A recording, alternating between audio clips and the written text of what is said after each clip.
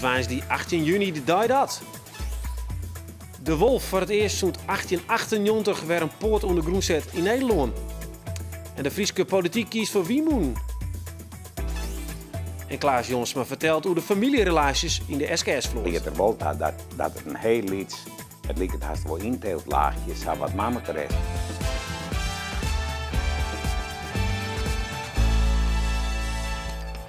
Goejoen op deze oranje joen, welkom bij Bient. Ik joenmaatje weer een uitstapje naar Oeral. Uw verslagjouwers Albert Jensma en Miranda Werkman. Die werkje had er een slag in de ronde om de mooiste producties te litten. Ja, Miranda, werd trakteert u joen op? Nou, Roelof, ik zal die en de mensen thuis trakteren op een hele bijzondere doensvoorstelling op Peel 8 op het Stroomen van een heel bijzonder spa-zeilschip.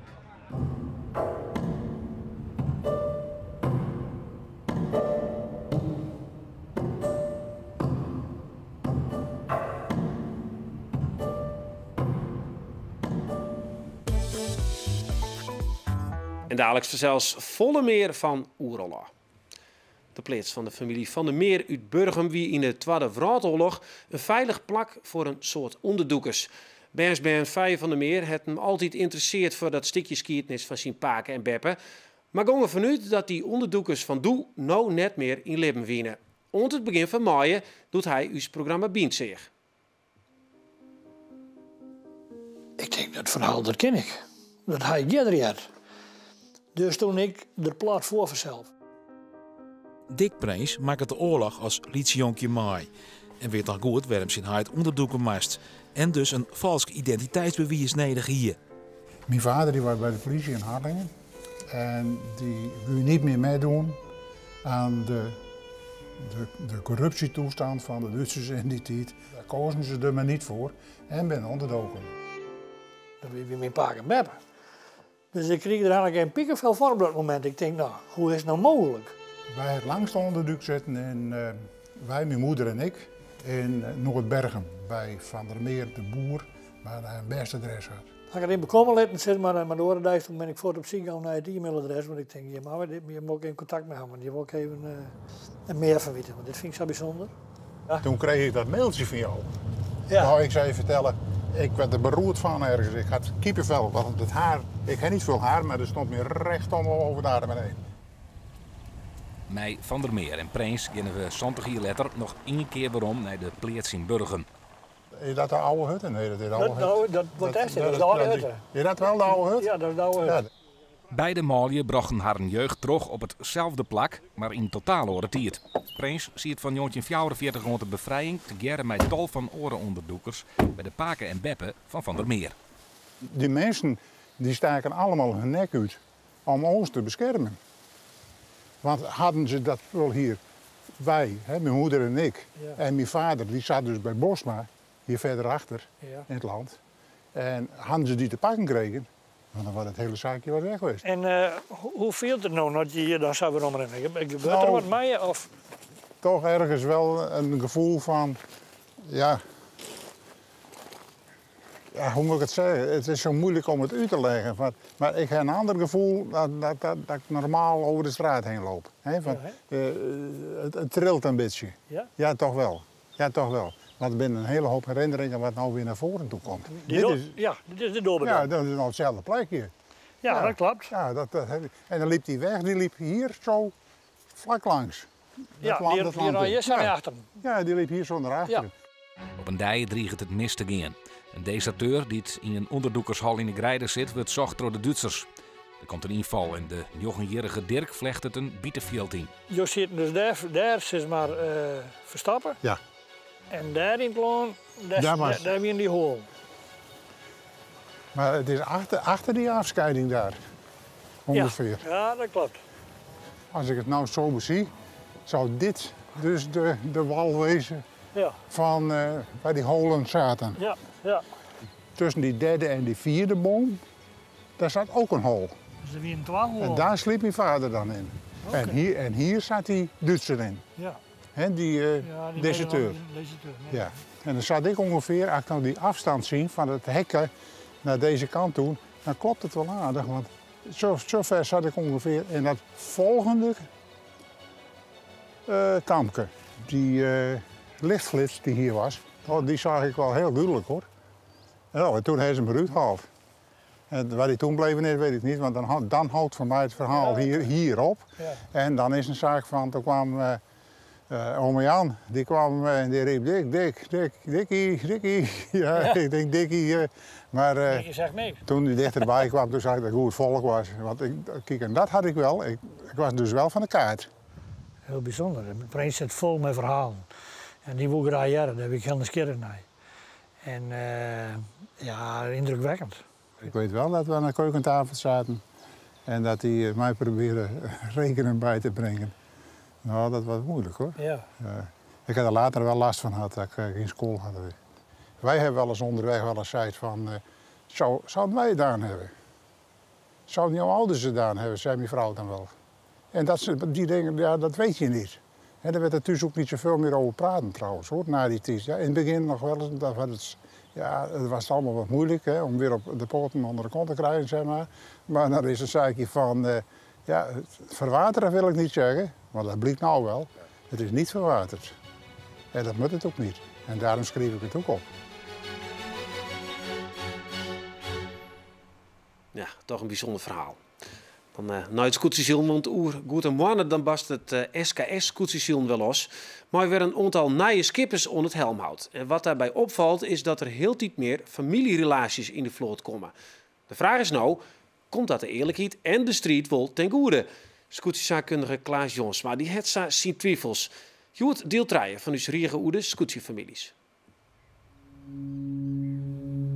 Bij de bovenste tonnen zien ze dat ze alle bakboord uiteindelijk de tonnen net onrennen kunnen. En dan krijg je de oren krijgt nog even wat minder. Natuurlijk ook omdat de ene onder de oren leidt. En een shutter. En dan denk ik ervan, ik pik hem er nou toch in op en dan smit er me gewoon stuurboord verdel.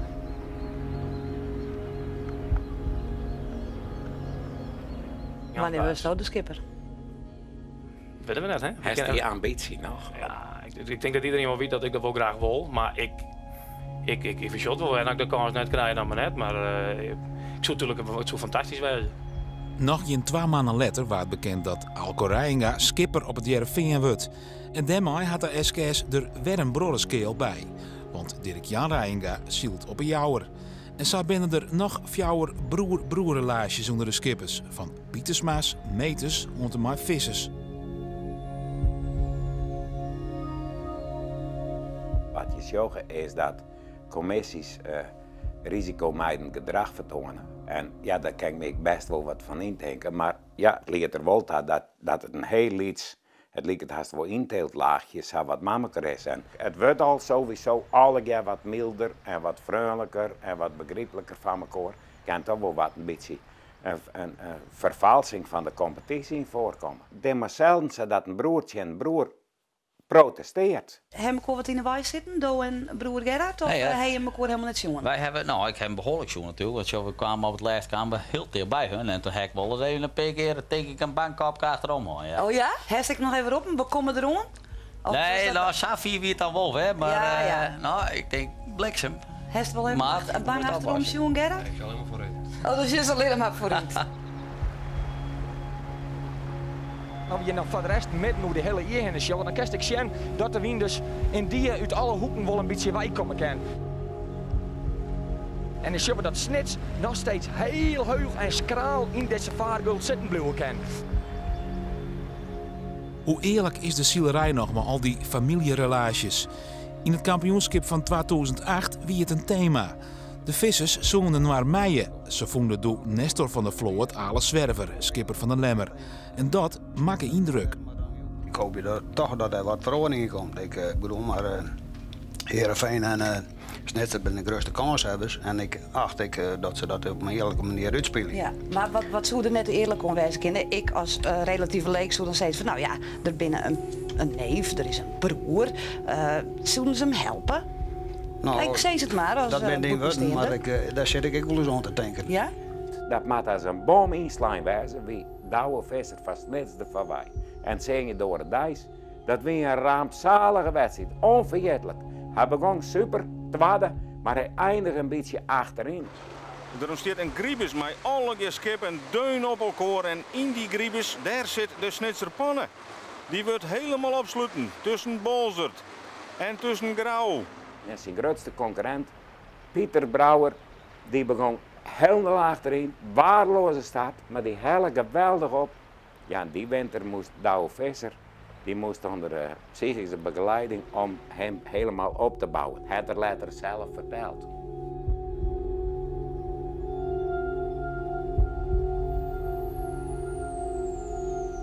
Wat ik wil graag wil, is dat een commissie zei, nu hebben we een uit te zieken. Wij zien werd net een familie van al in de vloot aanwezig is. Maar het is een zelfreinigend proces wat hem voortwaan had. En morgen hebben we door een historische verhoring bij de SKS. Je kunt het nog zien, want van dit seizoen al is de B van Bolzert net meer te zien in de vloot. Nou, wat zou Klaas daar nou weer van vinden? Dat zorg je dus morgen. Ja, nou weer op naar Oeral, want de tweede helft van Bient is deze week voor het Oeral Festival. Het festival dat vooral draait om locatietheater. Verslagjouwer Miranda Werkman is op het Westerkijn, het festivalterrein. Hey, is het wat leuk daar? Ja, er speelt nou krek een hele leuke band, dus ik hoop dat ik daar goed jaren kan. Maar hier is ik van alles te doen. Ik striptheater en muziek en liedse vaststellings. Dus het is zeker gezellig hier op Oeral, Roelof. Nou, dat mooi. Hebben we het voetbal ook nog erbij.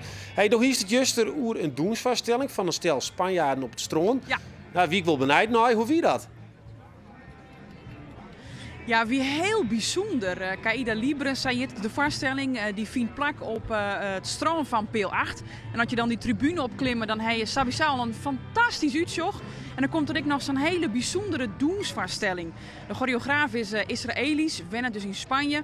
En zijn uitgangspunt is, hij wil graag dat de lieven van die doensers, dat die interactie hebben met de locatie, het stroom in dit geval. En hij zei, ik vind het altijd heel leuk om daar lokale meesken bij te beloeken. Want die hebben een heel andere manier van doen als wij hier in Spanje. En dus wie er eerst nog een workshop en dan kun je dus samen met van die vaststelling Caïda Libre.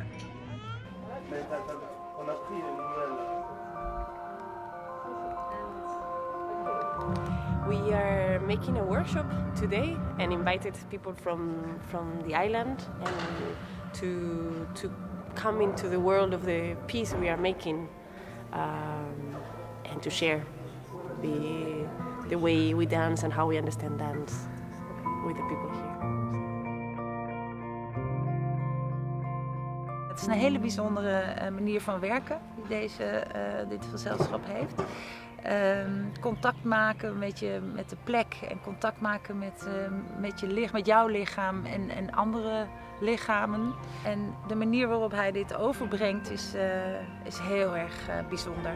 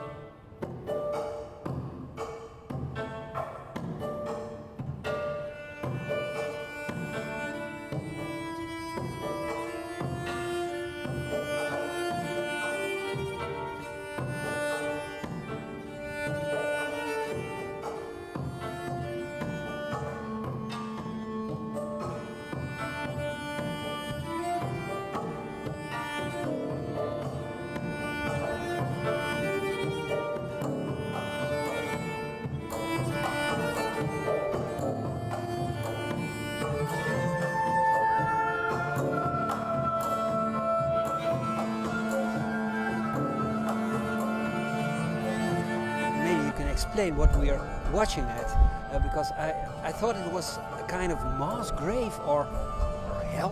What is it? I can say what is for me. Surviving. It was a fight for surviving. A society that are searching how to be a net for the fragility of the individual. A society that want to permit this fragility to be free. but I saw pictures of people who are dragging each other. From. It's true, because I think this is it's really a metaphor a bit of life, and when I think about life, I think about all the different aspects, or maybe all the different histories we have in our society, no? Thinking also about the war, that it's also part of it, no? How to survive it and to fall and to come up again, to fall and to come up again. So all the pieces based on that, and it's true that there is a lot of images, dark images, that we are searching how through this dark image we can emerge, but in another way.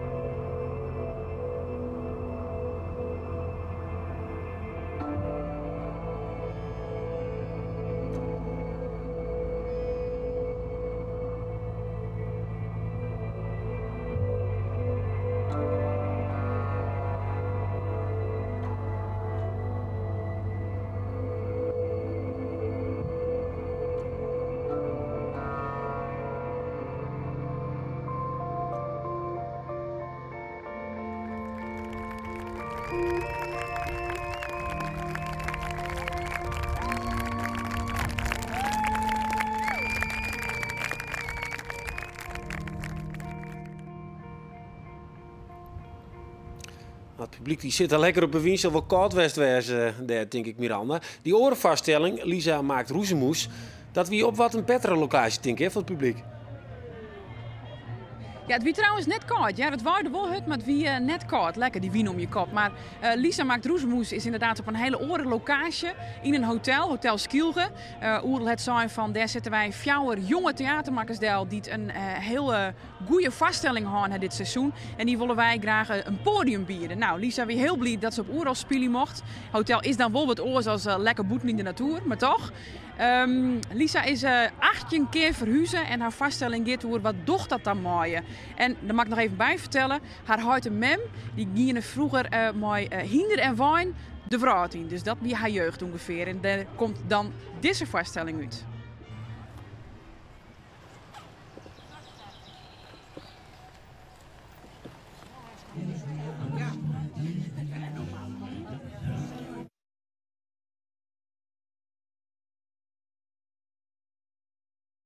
Om 6, 7 uur eet je warm. In de winter stampot en in de zomer een of andere salade. Ik ben heel veel verhuisd. Ik woon nu in mijn 18e huis, geloof ik. Ik denk dat dat mij heel flexibel heeft gemaakt. En avontuurlijk denk ik ook wel. Maar aan de andere kant ook wel onrustig. En is snel als ik denk dingen zijn niet in orde, is snel mijn oplossing. Nou, misschien woon ik hier eigenlijk niet goed. Of is het zeg maar niet mijn stabiliteit, is niet mijn wonen, is niet mijn stabiele factor. Ja, al eerder die ochtend had ze iets gevoeld. Iets onheilspellends, maar oh zo vertrouwd. Maar de wind had andere plannen. Je huis is waar je hart is. Dat is een cliché misschien, maar voor mij wel waar. En ik heb nu ook een tatoeage laten zetten. Net. En of 2 weken geleden. En die staat daar ook voor. Dus dat je anker... Ik heb mijn anker op mijn lichaam laten zetten. Dus waar ik ook ben, gooi ik mijn anker uit. Dat is eigenlijk wel mijn basis. En ik heb ook een hele fijne liefde. Al 10 jaar. Dus die is ook hoort wel redelijk tot mijn basis. Ja, tenminste op deze plek willen we wel weer gaan, want we hebben dit als tijdelijk onderkomen gezocht. Een goede plek om onze Giel geboren te laten worden en we zijn verder niet zo welkom hier. Dat is een showroom aflevering uit 1980, dat zijn mijn ouders. Als er kinderen in het spel zijn, dan is het al heel gauw van, dan menen ze een moralistische vinger op te mogen heffen van, hé, jullie zitten hartstikke fout, je doet die kinderen tekort en het is schandalig. Die aflevering achterhalen was echt heel erg leuk, want zij leefde zoals je zag. Dus zij hadden die niet op video of zo en het was heel moeilijk om terug te vinden. Uiteindelijk via een oom. Die had hem op video, de aflevering. Dus die eerste keer dat we die aflevering keken, toen waren we ook met mijn broer heeft de beelden gemonteerd en de animaties bij de voorstelling gemaakt. En we hebben dit met z'n allen zitten kijken. Dus ik heb mijn ouders uitgenodigd om die aflevering te kijken. En dat was wel echt heel bijzonder. Want zij zijn zo oud als ik nu ben ongeveer. Maandag 16 juli 1980. Ik heb een bloedneus. De brug is hoog, maar wij moeten hem nemen. Ja, en dit is eigenlijk een soort van mijn uiting van wat ik daarover wil zeggen. Een moeder in een bakfiets. Een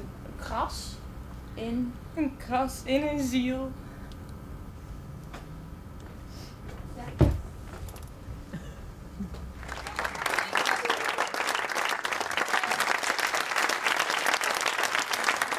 Ja, oké, Miranda, ziet er aardig uit. Indrukwekkend verhaal, hè. Wat krijgen we morgen van je eigenlijk? Morgen dan zorgen we bij Made by Waste. Wat kun je al je dwam uit afval wat hier op het festival produceerd wordt. En we hebben een theatermaker met Gilles de la Tourette. Heel bijzonder. Dit is Biet voor Joen. Vreedbuus de laatste aflevering. En dat is wel aardig. Dan pakken we flink uit met een speciaal programma waarin u zaakkundigen te zien binnen op een wijze zodat je ze nog net zien ha. En er zijn ook nog altijd mogelijkheden om vragen over de tuin te stellen. En die kun je dan even sturen naar biet@omroepfriesland.nl of via onze Facebook-site. Nou, dan wie dit het van nou een hele mooie voorbeeldje verder.